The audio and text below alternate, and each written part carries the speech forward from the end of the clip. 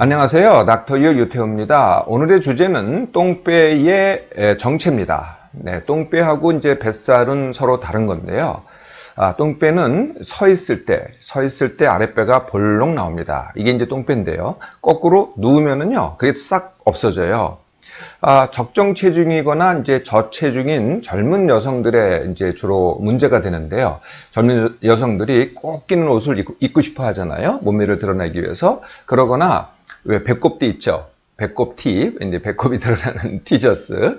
또 크롭탑이라는 게 있어요. 네, 크롭탑은 이제 이렇게 일자로 떨어지는데 이제 짧은 거죠. 크롭이라는 게 이게 자른다는 얘기거든요. 이게 짧아가지고 배꼽이 이것도 드러납니다. 이런 거 입을 때가 문제가 되는 거죠. 뱃살은요, 이 똥배하고는 다른데요. 뱃살은 제가 여러 번 말씀드렸죠. 네, 이게 이제 지방입니다. 네, 지방인데 그 어디에 지방이냐?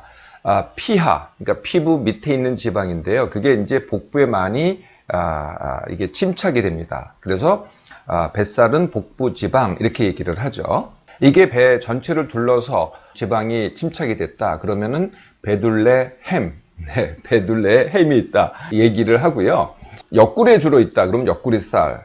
그 다음에 아랫배에 주로 있다. 그러면은 아랫배 살이 되겠죠. 네, 아랫배 살이 아까 그 똥배하고 상당히 겹치는 부분이 있는 겁니다. 이 아랫배 살도요, 서 있으면은 아무래도 밑으로 늘어지겠죠. 그래서 똥배 같이 보입니다. 그런데 누우면은요, 이것도 옆으로 이제 다 퍼지죠. 네, 옆으로 퍼져가지고 이것도 쑥 들어갑니다.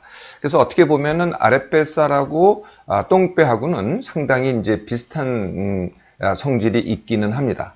남자들은요, 네, 똥배가 뭐 거의 없습니다. 네, 남자들이 갖고 있는 뱃살은요, 복부 비만은 내장 비만이라고 하죠. 그래서 배 전체가요, 이렇게 이제 동그랗게 이렇게 솟아있죠.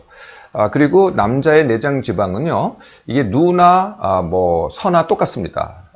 그 형태를 그대로 유지하고 있죠. 이게 뱃속에 있으니까 이 위치에 따라서 이게 변하지가 않습니다. 자, 과연 이 똥배의 정체는 뭘까요? 네, 그러니까 섰을 때 이제 아랫배가 불룩 나오잖아요. 이 불룩 나오는 이 불룩이 뭘까요? 네, 그게 바로 장입니다. 네, 이 장은 두 가지 장인데요. 하나는 소장, 하나는 대장인데요. 소장도 모든 소장이 아니고 대장도 모든 대장이 아닙니다. 소장은 세 부분으로 나누어지죠. 네, 첫 번째 위에서 바로 나오는 부분이 십이지장, 그 다음 부분이 공장, 그 다음 부분이 회장이라고 합니다. 십지장은 거의 뭐 위하고 붙어 있기 때문에 기여를 안 하고요. 이 똥배에 기여를 안 합니다. 공장과 회장이 배 전체에 있거든요. 네, 배 전체에 있다가 그게 이제 음식물이 이제 거기서 이렇게 분해돼 가지고 있다가 그게 이제 흡수되기 시작합니다. 근데 그럴 때 이제 음식물도 거기 있고 가스도 차잖아요. 그게 아래로 내려가는 거죠. 내려가서 볼록하게 되는 겁니다. 또 대장은 이 회장 끝에 맹장이 있고요. 이렇게 한 삥 둘러서 디귿자문을 삥 둘러가지고 밑으로 내려가서 거기가 S결장이 됩니다. 그래서 나머지 디귿자는 제자리에 그대로 있습니다. 그게 밑으로 내려갈 수가 없고요. 이게 다 끈 같은 걸로 이렇게 매달려 있거든요. 네, 그래서 밑으로 내려갈 수가 없고요. S결장만이 이제 거기에 똥이 차면은 그게 밑으로 내려갑니다. 어차피 위치 자체도 거기 있고요. 아무래도 이제 위에서 밀려가지고 그게 더 튀어나오는 거죠. 네, 그래서 소장의 일부 그리고 대장 중에는 S결장이 볼록하게 튀어나오는 것, 이게 이제 똥배입니다. 그런데 음식을 많이 먹은 직후 우리가 이제 배불리 먹었다 이럴 때는 아랫배가 튀어나오지 않죠. 이럴 때는 어디가 튀어나옵니까? 윗배가 튀어납니다. 윗배의 위치는 뭐가 있을까요? 네, 거기에 위가 있습니다. 그러니까 먹자마자는 위가 불러지죠. 그래서 윗배가 튀어나오는 거고요. 먹고 나서 뭐 2-3시간, 뭐 4시간 후에는 그게 이제 소화돼서 밑으로 내려가고, 그 다음에 이제 뭐 12시간, 뭐 24시간이 지나면은 그게 이제 변으로, 똥으로, 그 S결장 속에 있는 거죠. 그런데요, 이제 이게 이제 장인 거는 이제 아셨을 텐데, 그러면은 모든 사람이 튀어나오는 게 아니고 여성만이 그래요. 네, 그러니까 진짜 이 정체가 뭐냐면은, 네, 누구나 다 아래로 밀리죠. 남자나 여자나 전부 다 아래로 밀립니다. 그런데 튀어나오는 사람이 있고 안 튀어나오는 사람이 있어요. 그 이유가 뭐냐면은 그거는 복근의 문제입니다. 복근에 이게 탄탄한 사람들은요, 아래로 밀렸다 그래서 그게 튀어나오질 않아요. 근데 복근이 약한 사람들은 그게 힘이 없으니까 그게 이제 튀어나오는 거죠. 그래서 운동을 그래도 하는 여성분들이나 또는 보통 남자들은요, 거의 뭐 아랫배가 튀어나오지를 않습니다. 그 이유 때문에. 다 복근이 강하기 때문에.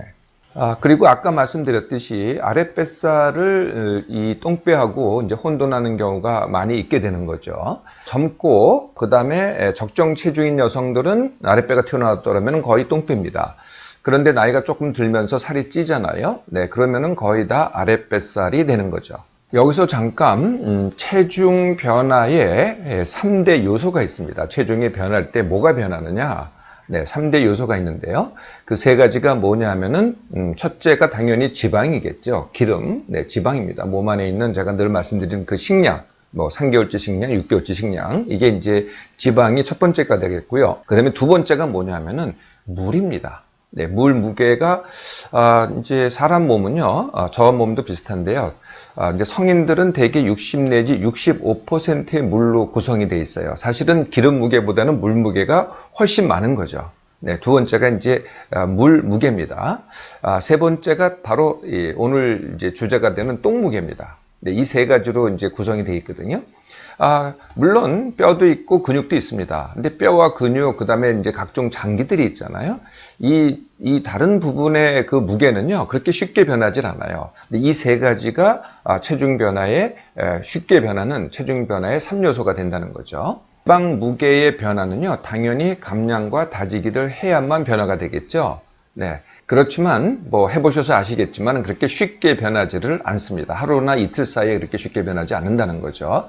이것은요, 아까 말씀드렸던 아랫뱃살도 똑같습니다. 하루 이틀 만에 그게 바뀔 수가 없다는 겁니다. 두 번째 물 무게는요, 이 물 무게는 사람에 따라서 하루 만에 뭐 거의 500g에서 1kg까지도 차이가 납니다. 네, 물 무게는. 그리고 물 무게는 이 지방 무게하고는 반대의 속성을 갖고 있어요. 네, 지방 무게는 어떻게 돼요? 내가 과식을 하면 할수록, 많이 먹을수록 아무래도 지방이 늘게 되겠죠. 그런데 물 무게는 그 반대입니다. 내가 물을 많이 마시면 마실수록 몸에서 물을 빠져나가게 해요. 그러니까 몸이 보유하고 있는 물 무게는 적어지는 거죠. 반대로요, 물을 적게 마시잖아요. 또는 제가 늘 문제가 된다고 하는 만성 탈수가 있잖아요. 예, 그러면은 물을 자꾸 가지려고 그래요. 네, 물을 몸에서 보유하려고 하거든요. 그런 성질이 있습니다. 그러다 보니까 물 무게가 늘어나는 거죠.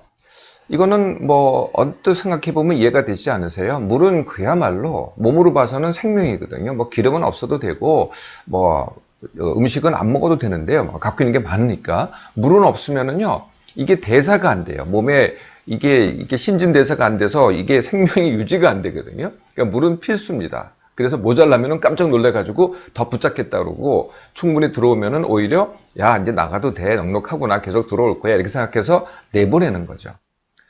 자, 똥무게는 어떨까요? 네, 똥무게는 변화가요, 하루에 뭐 매일 보는 사람들은 100g에서 250g 밖에 안 됩니다. 네, 그러니까 아까 물무게가 한 500g에서 1kg 정도 된다 그랬잖아요. 근데 그거에 비해서는 훨씬 적은 변화죠. 물론 뭐 설사를 많이 한다든지 한 번에 뭐 안 놓다가 굉장히 많은 변을 본다 그러면은 500g에서 뭐 심지어는 1kg이 되는 경우도 있습니다. 근데 그건 굉장히 드문 경우고요. 매일 본다 그러면은 100g에서 250g의 사이라는 거죠. 네, 그래서요, 뭐, 배변을 한 직후, 그러니까 배변을 하기 전과 한 이후에 체중을 재보면요, 당연히 차이가 나겠죠. 그런데요, 그거는 똥무게지, 우리가 이제 이 감량에서 생각하는 기름 무게 또는 지방 무게가 아니라는 거죠. 이 물무게와 똥무게는요, 당연히 감량하고는 관계가 없습니다. 네, 물이 뭐 줄었다고 해서 일시적으로 또는 배변을 했다 그래서 체중은 줍니다. 네, 체중을 구성하는 요소이긴 맞기 때문에요.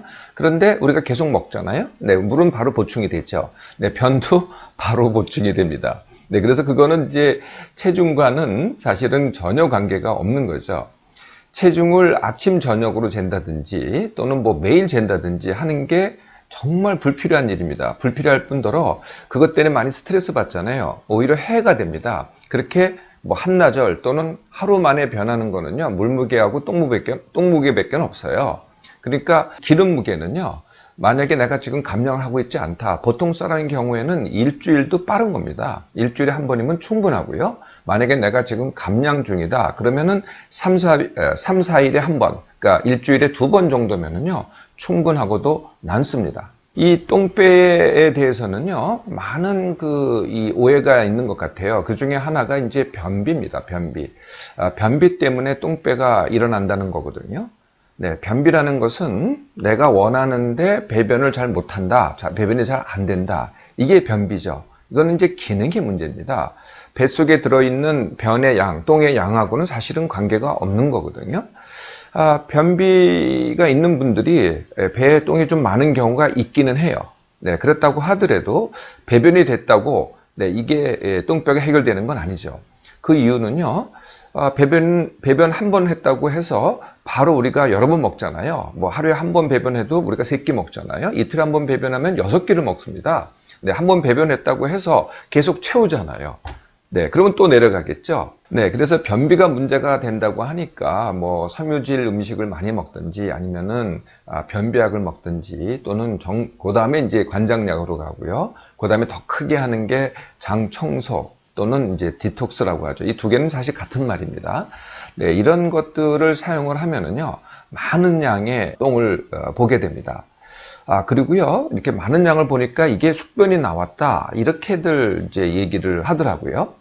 네, 근데 숙변이라는 것은 이제 정의가 이렇습니다. 그러니까, 똥찌꺼기가 장벽에 붙어 있는 게 안 나오고 있는데, 이런 거를 뭐 관장약이라든지 장청소라든지 아니면은, 변비약을 통해서 나왔다. 그러니까 많은 양이 나오니까 나왔다. 이렇게 생각하기 쉬운데요. 그 많은 양은 사실은 똥이 아니고요. 물입니다. 네, 그러니까 물을 갖다가 많이 장 속으로 불러들이는 겁니다. 그러면 이제 배변이 쉬워지겠죠. 똥의 부피가 늘어나니까. 네, 그게 원리거든요. 네, 그래서 물이 빠진 거지, 이게 뭐 숙변이 빠진 게 전혀 아니라는 거죠. 네, 그래서 뭐 많은 양이 나와서 기분은 좋을지 모르지만은요, 물 빠진 거기 때문에요, 뭐 변 빠진 것도 마찬가지지만은 바로 이제 다시 되차게 됩니다. 그러면은 또 변비약을 사용해야 되고 또 관장약을 써야 되고 또 장청소를 또 하게 되는 악순환이 시작되는 거죠. 네, 말씀드렸듯이 변비는 뱃살의 원인이 아닙니다. 변비는요, 뭐 정말 그게 문제라면은 장 기능의 문제죠. 반면에 뱃살은 네, 많이 먹고 그게 이제 기름으로 변하고 적게 움직이고 그러니까 쓰지를 않고 그러니까 이제 기름이 몸 안에 특히 뱃살에 축적이 되는 거죠. 이게 이제 뱃살인 거거든요. 이 변비에 대해서 자꾸 얘기를 할 때 변비가 장내에 독소를 만들거나 또는 장내에 유해세균을 만든다 이런 주장을 합니다. 그래서 그게 뭐 비만을 포함한 만병의 원인이다 이런 주장이 있는데요. 그거는 전혀 과학적인 근거가 없습니다. 그래서요, 변비, 뱃살, 이건 굉장히 잘못된 용어죠. 뭐, 변비도 해결하고 뱃살도 빼고, 이건 정말 잘못된 구호입니다. 더 나아가서 이런 다이어트가 있더라고요. 변비약 다이어트. 네, 변비약 다이어트는 뭐겠어요? 네, 기름을 빼는 게 아니고요. 변 빼고 물 빼는 거죠. 이게 기름하고는 전혀 상관이 없는 겁니다.